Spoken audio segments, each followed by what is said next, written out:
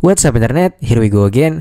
Kali ini kita akan membahas alur sebuah film yang mantep banget yang berjudul. So tanpa berlama-lama lagi, langsung aja kita masuk ke dalam alur ceritanya.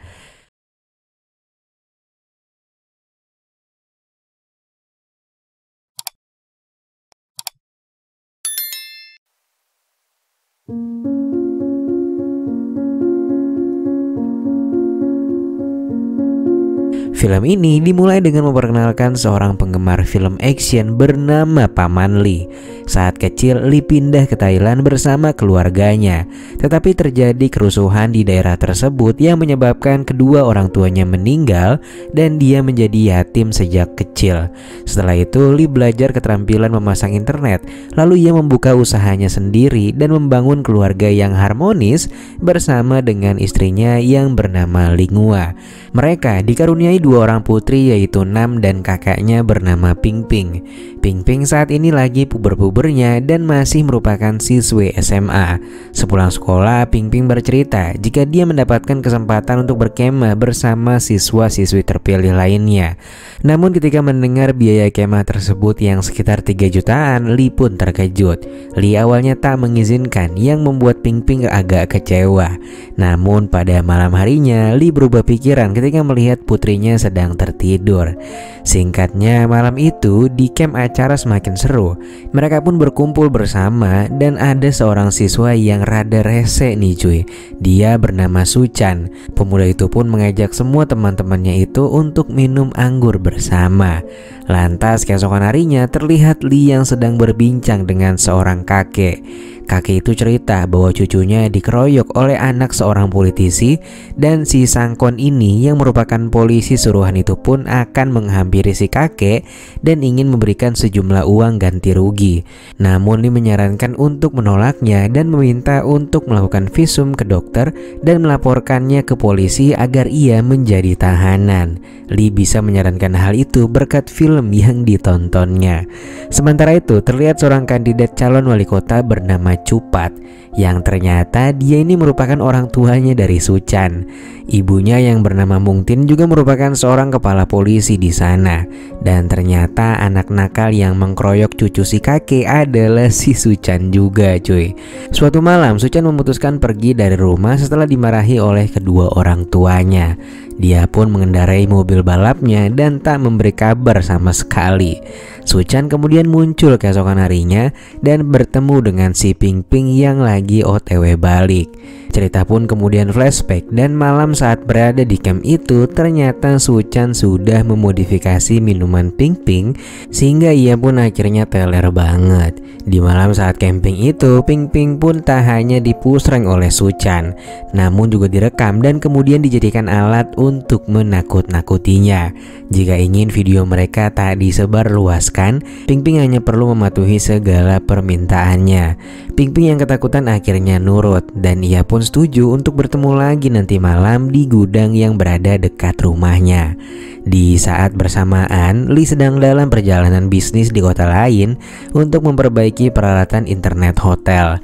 Dia melihat brosur pertandingan tinju dan memutuskan pergi menonton pertandingan sebelum pulang. Di lain sisi, saat sudah pukul 10 malam, Ping Ping pergi ke gudang dan di waktu yang sama Suchan akhirnya tiba. Suchan pun masuk untuk segera mempusreng si Ping Ping. Namun tiba-tiba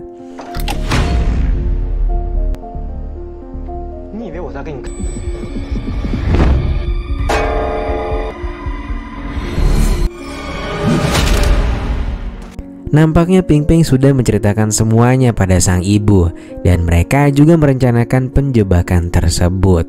Suchan pun berpulang ke dunia anime dan saat kemudian mereka pun menghubungi Lee dan memintanya untuk segera pulang guna membantu mengurus ini semua. Sang ibu kemudian bergegas mengurus Suchan dan ia akan menanamnya di makam baru yang ada di dekat rumah mereka. Dan hal itu pun disaksikan juga oleh si Nam. Lantas beberapa jam kemudian Lee akhirnya tiba dan meminta mereka untuk menceritakan seluruh kejadiannya. Terlihat mereka yang masih syok dan gak menyangka kalau Suchan akan modar malam itu. Karena awalnya mereka hanya ingin merebut ponselnya Suchan. Melihat kondisinya yang terdesak, Lee pun memutuskan untuk menghilangkan semua jejak yang mengarah pada keluarganya. Berbekal film action yang ia tonton, Lee nampaknya sedang merencanakan semuanya dengan matang. Untuk mengaburkan bukti-bukti yang ada, Lee akhirnya mengadopsi film action lawas yang ia tonton dan berjudul Montasa. Lantas keesokan paginya, Lee memulai aksi dengan menghilangkan mobil kuning yang dikendarai oleh Suchan. Akan tetapi ternyata Sangkon sejak semalam sudah membuntuti mobil itu. Namun sekarang dia lagi rada teler cuy, karena nunggunya sambil ditemenin si gemes ini. Seperti dalam film-film yang ia tonton, Lee memilih jalan-jalan yang tak ada CCTV-nya. Lalu ketika sampai di sebuah tempat, Lee pun melempar ponsel Suchan ke dalam truk pasir. Dan tak lupa juga ia sudah menghapus videonya Ping Ping. Ia kemudian pergi ke sebuah danau yang sangat sepi untuk membuang mobilnya si Suchan. Setelah itu, untuk membuat alibi yang semakin kuat, Lee memutuskan pergi berlibur. Dia pergi menaiki bus langganannya, menginap di hotel, membeli kue favorit Nam, menonton bioskop dan berbelanja di pasar, serta tak lupa juga menonton pertandingan tinju sebelum akhirnya pulang ke rumah.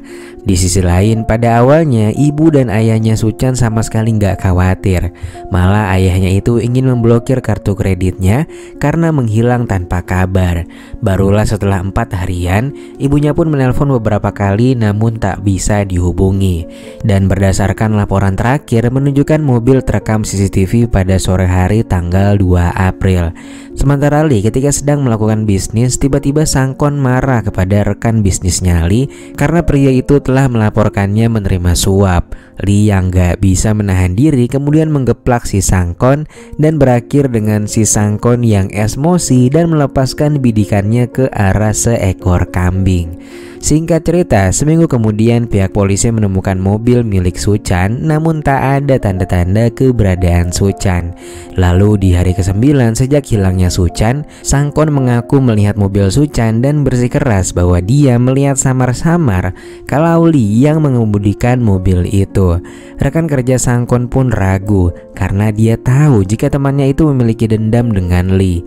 Mereka pun akhirnya mendatangi tukang bakmi di mana dia mengaku nggak melihat Lee dan hanya melihat mobilnya saja. Di sisi lain, Lee melatih istri dan kedua putrinya bagaimana cara menghadapi interogasi polisi, mengingatkan mereka jika polisi akan mendesak mereka untuk mencari bukti.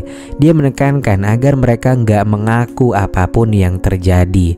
Lee juga mengingatkan bahwa mereka harus mempertahankan argumen jika di tanggal 2 April itu mereka sedang berlibur bersama keluarga. Dan alibi itu pun akan semakin kuat karena memang Lee saat di malam kejadian dia sedang berada di luar kota. Lee juga meminta istrinya untuk mengumpulkan bukti-bukti stroke seperti bukti pembayaran bus, pembayaran hotel, nonton bioskop, dan yang lainnya untuk mendukung ceritanya. Di sisi lain, Sangkon tak tinggal diam. Dia akhirnya menemukan nama Ping Ping yang tercatat melakukan camping bersama Suchan sebelum kejadian.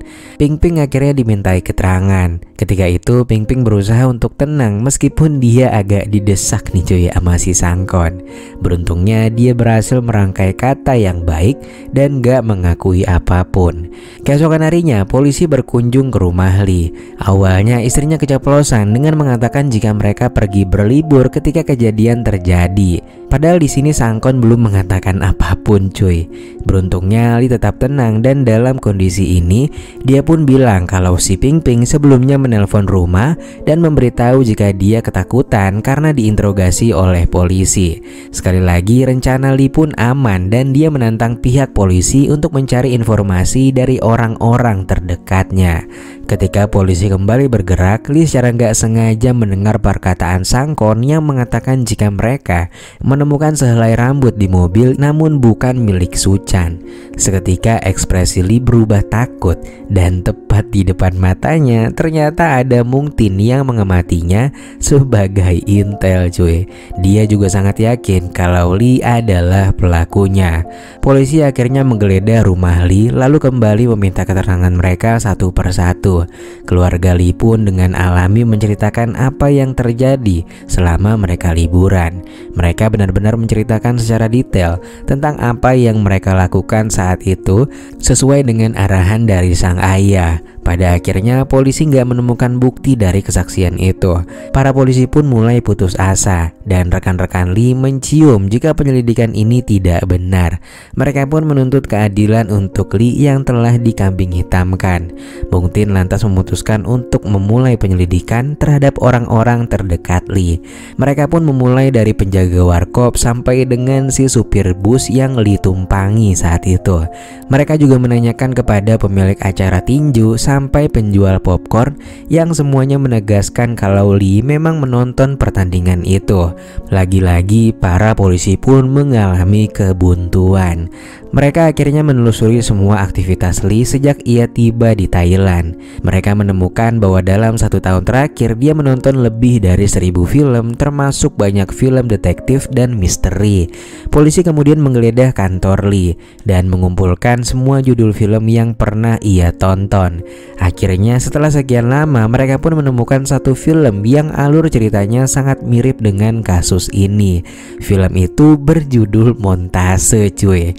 Mung Tin yakin jika mereka melakukan perjalanan bukan di tanggal 2 melainkan di tanggal 3. Namun itu semua hanyalah keyakinannya saja. Mereka tak mungkin bisa menangkap Lee hanya berdasarkan keyakinan dari si Mung Tin.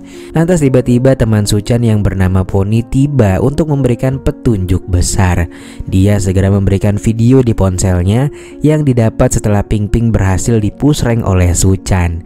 Menurutnya video itu adalah upaya pembalasan keluarga Ping Ping kepada Suchan. Atas dasar hal inilah polisi pun seperti mendapat angin segar dan keluarga Lee kembali dipanggil untuk kesekian kalinya. Dia pun meminta keluarga Lee untuk mengaku sambil menunjukkan bukti video tersebut. Ibunya Ping Ping balik marah dan berhasil menggiring opini bahwa si Mung Tin ini telah membesarkan anak monster.